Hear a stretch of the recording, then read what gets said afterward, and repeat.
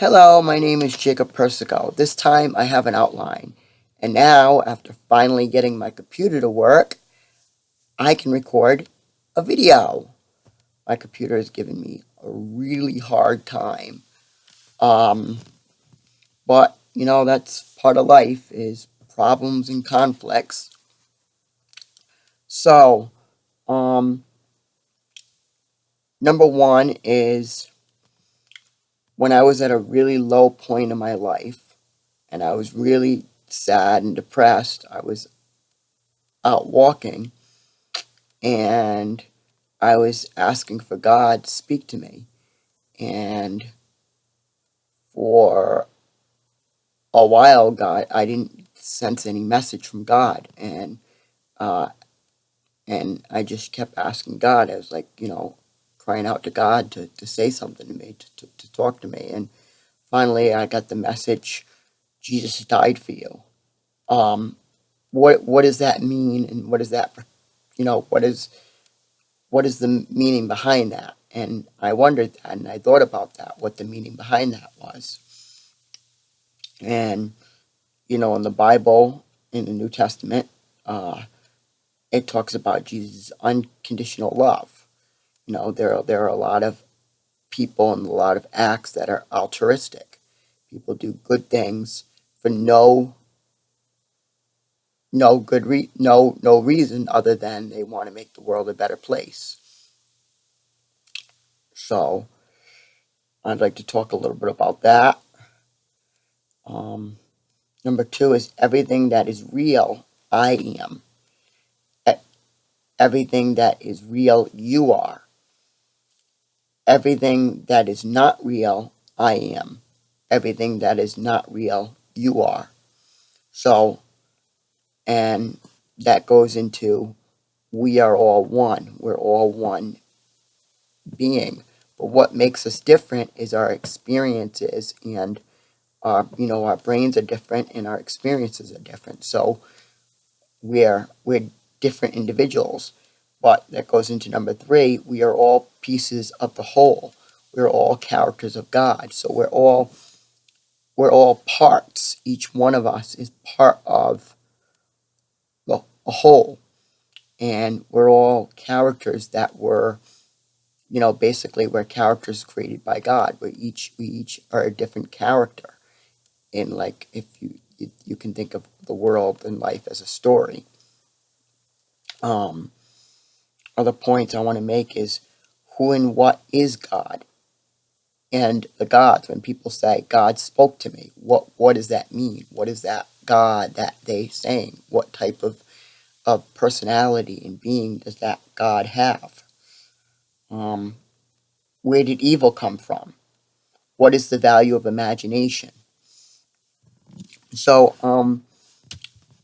I think all these things tie into oneness. And you know imagination is something that was created. Imagination is something that exists because it brings something more into the world. With imagination, we have songs, we have music, we have artwork, and we have all of this. But I think what's also desired is evil is something that I would say is desired because conflict and overcoming conflict is something that it makes life more interesting. And so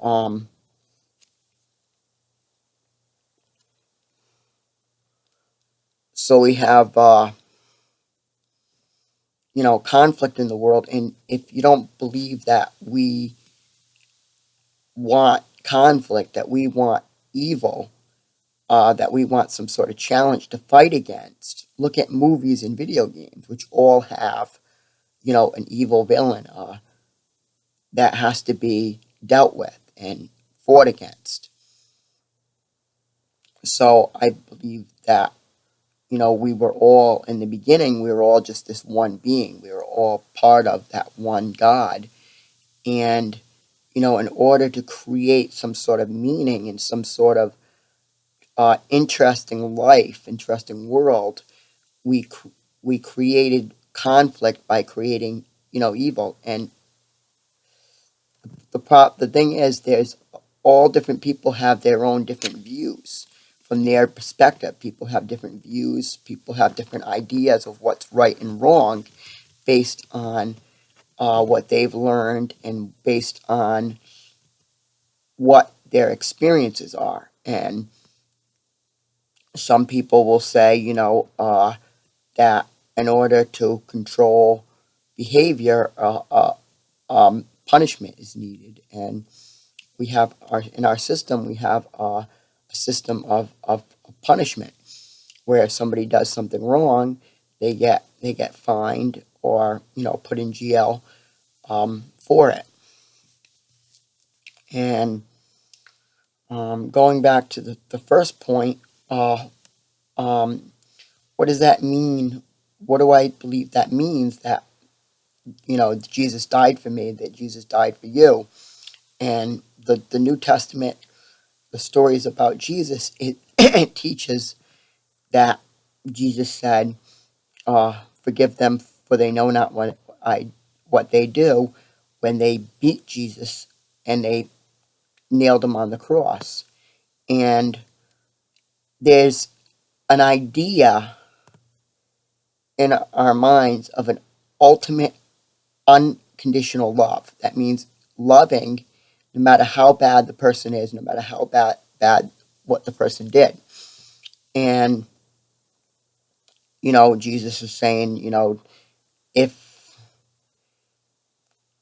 what good is how much good is it to show love to people that are good?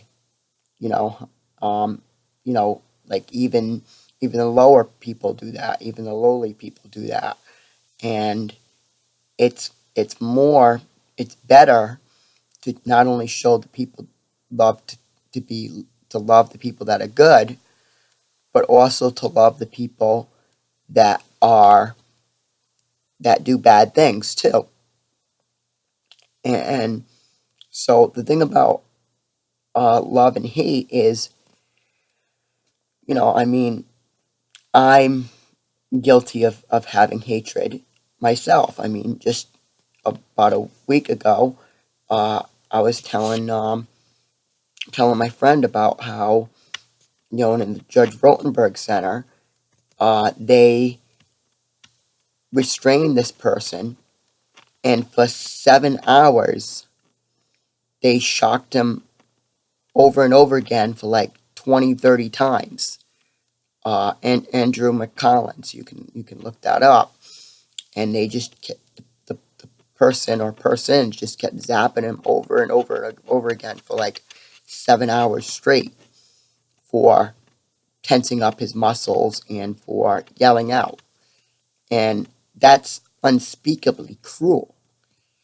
And so when I was telling it to him, and this was just like a few weeks ago, I got so mad retelling the story that I was like, if I ever saw this person, I'd want to beat him to death, and I wouldn't have any remorse. But the thing is, I think I would have remorse because, I mean, I kind of feel like he almost deserves that. But adding more hatred and violence to hatred and violence is not going to make things better. It's just going to make things worse. So, speaking about hatred, speaking about violence and wanting to cause violence and advocating for violence is, it's not productive. It's not productive to say, okay, well, I'm going to beat this person to death. Then somebody's going to hate me, and then it's going to cause more hatred. So, before we start feel like hating someone, we got to realize that this is not going to be a productive thing. And I believe that eventually all of us, we come to realize the bad things that we've done, and we come to realize how wrong we were to commit the horrible, heinous acts that we've caused. and we all come to a repentance, and that's what I believe. So, and let's go back to Jesus died for you, and why would God say, Jesus died for me? So for me, God, the God that I sense communicate with me is a being of perfect love that does not have any anger or hatred, and just loves everyone, loves unconditionally everyone on this planet, because they're all God's children. And I don't believe God to be a male or female, because God doesn't have a physical body. But I sense messages that I sense that are from this being of pure love. And so to me, it's like, well, you're worth. I guess it would be like you're worthy of being loved, and this goes into the thing of sacrifice, and so it's sacrificing. It's saying that it's a story about someone, Jesus, that would sacrifice themselves, that would suffer for themselves in order to help, in order to save someone else, in order to save anybody in the world. He would suffer and die in order to save, in order to help. And that goes into altruism, that the idea that, you know, the idea of loving completely and unconditionally to the point where you would help that person out, even if it meant you suffering. And I think most of us have that, where we're gonna go out of our way. If somebody's dying, we're gonna go out of our way to try to save that person. Even if we don't know them. And it's so easy to think about all the bad in the world, and all the hatred in the world, and all the violence in the world, but we ask, why are people so cruel? But we don't ask, why are people so kind to the point where they would, you know, risk their own life, like firemen risk their own life to save somebody from a fire, from burning. And, and that's an important thing. And so, you know, the, I would say that life is about the experience of life. It's about experiencing, it's about overcoming those challenges, overcoming those problems and situations. Um, and for me, one thing I need to overcome is patience, because I don't have a lot patience with my computer when it's being slow, when it's doing something that I have to wait 5 or 10 minutes for it to finish doing before I can use it for what I want to use it for. Because, but we all have things that we all have to overcome, and we all have disabilities and shortcomings. So, and I want the world to be a better place, but me saying, oh, I would want to hurt this person because they felt the need to hurt this other person, that's not going to make the world a better place. And I really feel like there needs to be something done to,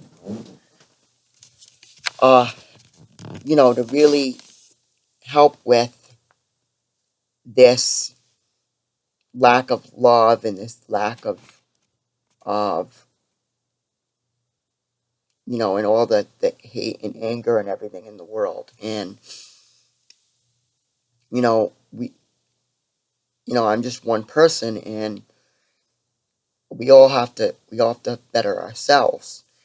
But I think we gotta not look at other people as being evil people, but we gotta look at those people as being, they're people, but they've done bad things. And we've all done bad things. I've done bad things. And we gotta try to have love towards everyone, even those people that we feel are bad.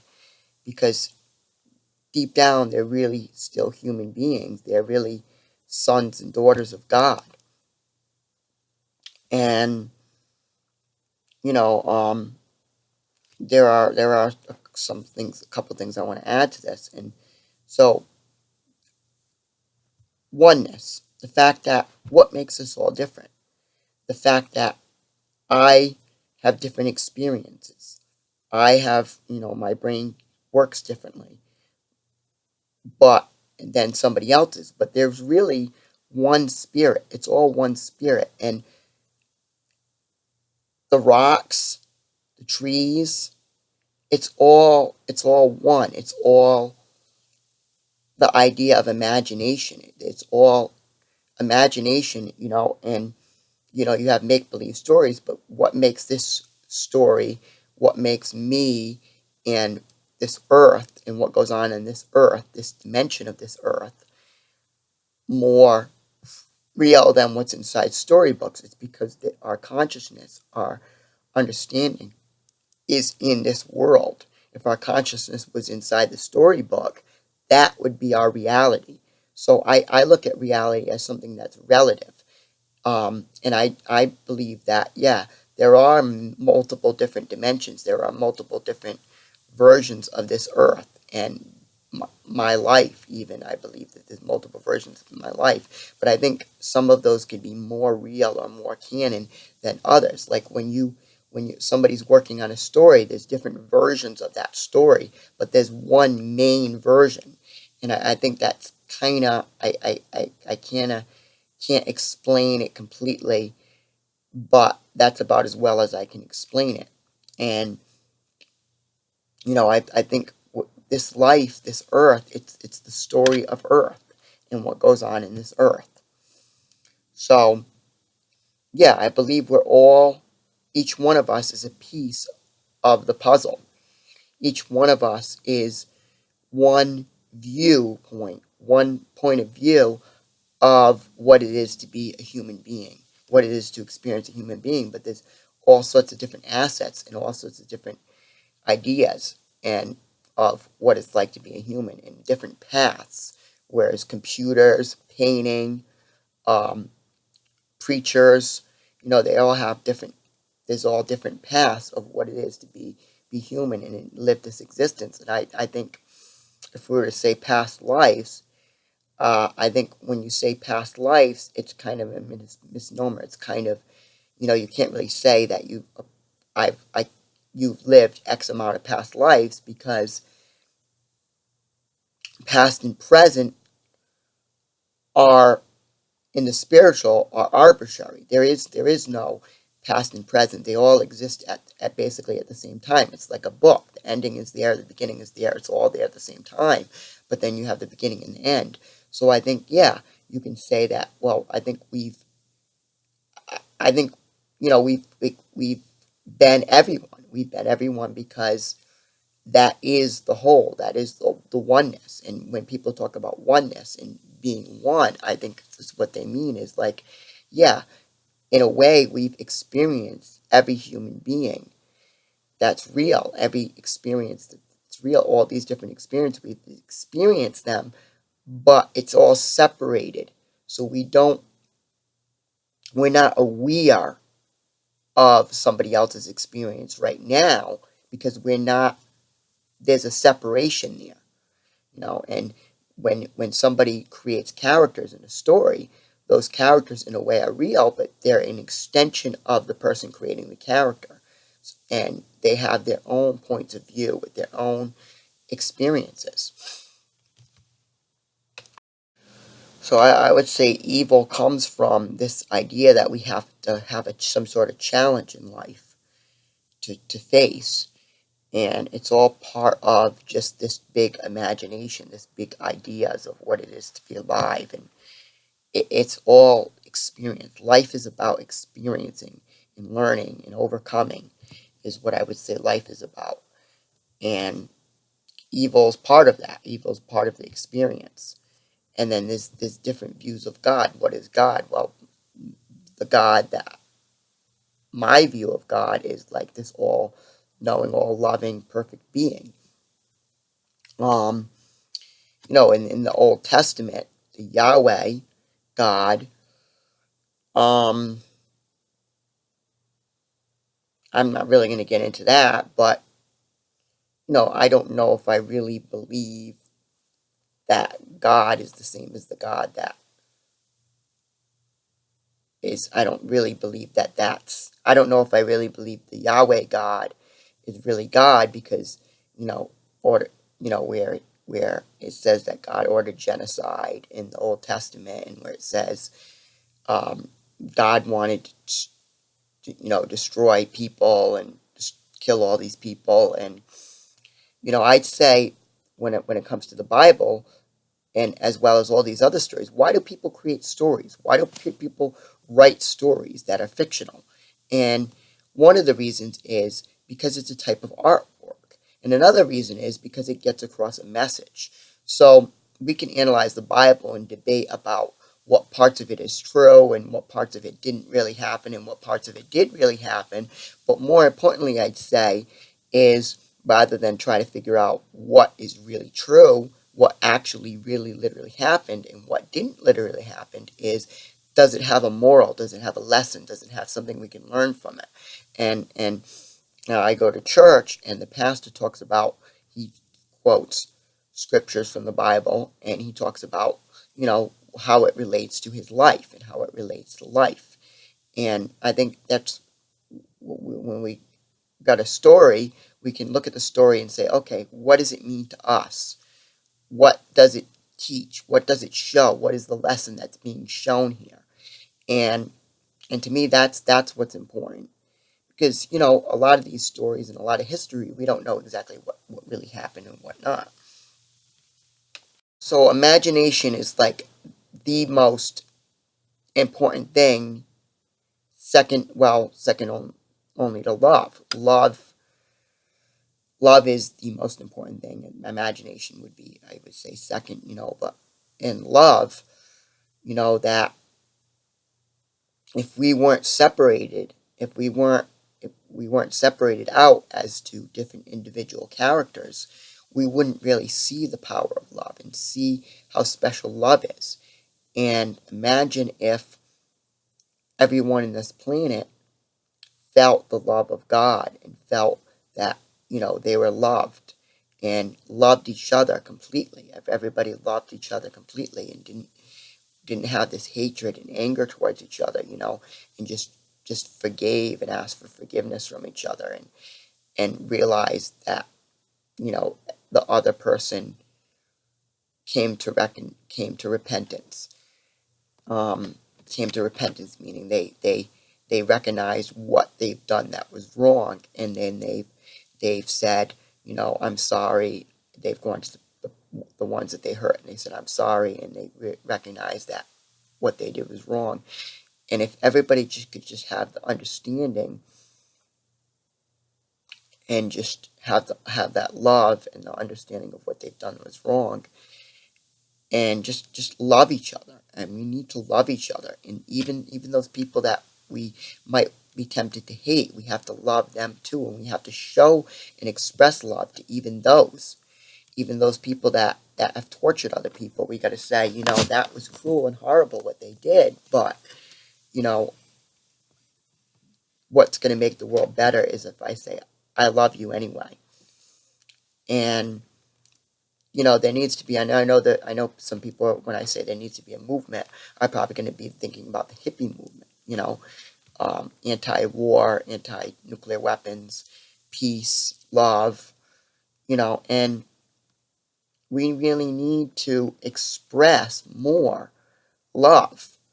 You know, um, on the way to school, on the way home from school tonight, I just walked off the bus because I needed to get alone with my own thoughts and with God. And I walked for over an hour and 14 minutes home, and just thinking about, okay, what should I say? What should I express? What do I need to express? And that's when I came up with this outline in my head of, number one, Jesus died for you. Number two, we are all one. Number three, we are all pieces of the whole. And what does that actually mean? So, in I my ex girlfriend was Nicole Patacula was a relationship for me that was it was challenging, and I loved her so much, and I still love her, but I'm not going to go into it, but things can't work out between us. Things couldn't work out between us. And I had to come to the realization that we cannot have a romantic relationship, me and her. And she doesn't she doesn't even want to be friends. And that makes me sad. But, you know, there was some special things about her, but, there was some problems there, and, she was quite hurtful towards me. And um and that was that was difficult, and it was difficult to let go of that, let go of the relationship and say, this can't work out. This can't be a romantic relationship between me and her. It can't be, because we connected so deeply on a spiritual and intellectual level, and she's very creative and artistic, and she was my muse when it came to my writing. And I think it's one of the reasons why it feels hard for me to be motivated on this book that I'm working on, Planet of Peace. And I just have hard time feeling motivated, and I think part of that is because she was kind of my muse. When I did my first book, Caged In Now, uh, I read it to her, and she took an interest in it, and that was really good for me, you know. And I have people in my life that I really love and care about, and I just gotta focus on the future, and not focus on the friends that I've lost. And you know, I happened upon a poem of hers that she had sent me years ago, and I think it's really beautiful. I don't know if I'm going to share it, but I don't know if she sent it to me, but I think it's beautiful, and I want to share it. And I think it really talks about oneness, and about how we're all one, and how everything is one, and that there's a hint of that in there. So it's called The Ways of the Rose.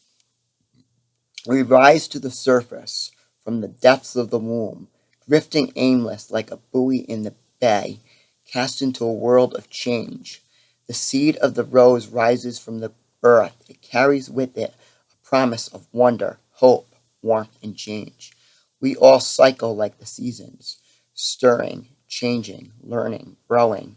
The rose must reach towards the sky for the rain bursting through to complete with the drifting colors of nature, like we must drift into a world so complex.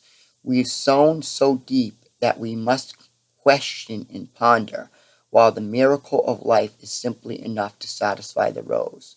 We contemplate and brood. We philosophize the pink petals falling from a sweet smelling rose, insist that death is before us, and that means nothing. Wisdom must teach us we are every rock, shell, ounce of sand, every falling petal, every tidal waves of emotion.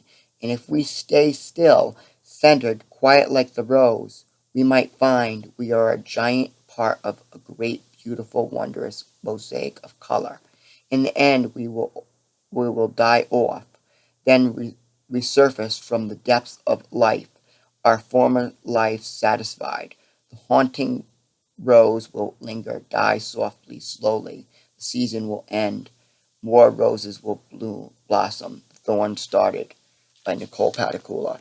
And yeah, I mean, she really has a deep understanding of the spiritual and of the meaning of life. And, this poem really, really shows it and really speaks to me. And, we are all part of, it says we are all part of the rocks and everything because it's all one. It's all just the imagination of the one spirit. All of this existence is just all the imagination of the one spirit.